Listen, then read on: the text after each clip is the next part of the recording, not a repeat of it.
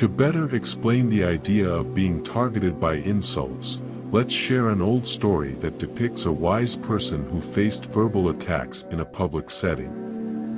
The person who insulted, aiming to get attention, loudly exclaimed, "It's common for everyone to see you as a wise elder, yet all I see before me is a foolish and unhappy beggar. Your possession amounts to nothing, neither wisdom nor resources.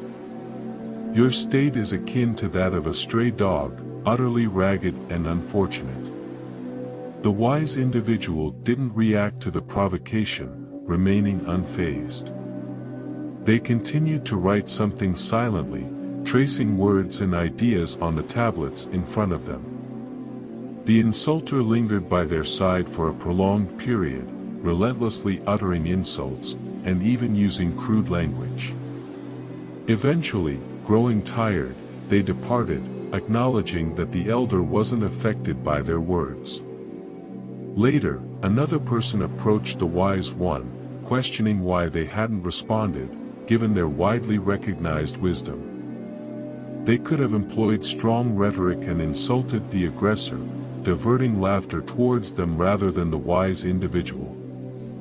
The wise person fixed their gaze on the well-dressed gentleman before them, stood up, and invited him to follow.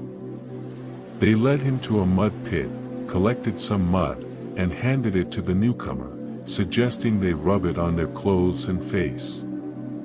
The man hesitated, claiming his clothes were clean and he didn't want to get dirty. The wise person then replied, "If you prefer, you can apply the mud to me if you wish. You resist because you refuse to accept my impurity, just as I rejected the words of that individual, and they didn't affect me. It's up to us to decide if we feel tainted or not."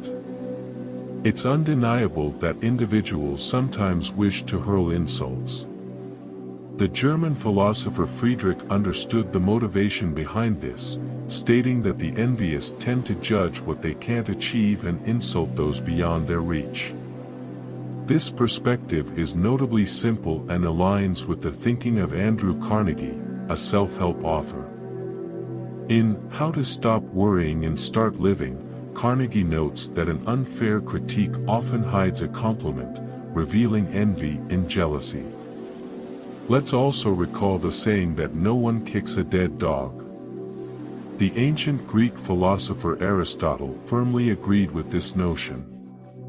A unique way to evade criticism is simply to not act, express opinions, or stand out. This perspective remains relevant today. If someone holds a notable position, they're inevitably subject to gossip and insults. Now, let's address a fundamental question: how to react in such situations. Another story can offer an answer. A young person approached an elder, sharing their need for guidance. Despite their prominence and accomplishments in the city, they faced insults and dissatisfaction. The wise individual understood their distress and proposed a solution. When faced with insults, the wise one advised, "Don't return or get stressed. Instead, focus on finding and picking up a stone, then carry it with you. A small insult is like a small stone, while a big insult corresponds to a bigger stone." The young person followed this advice and didn't visit the wise one's house for a month. Finally, they returned with a bag full of heavy stones but with a mind empty of worries and stress.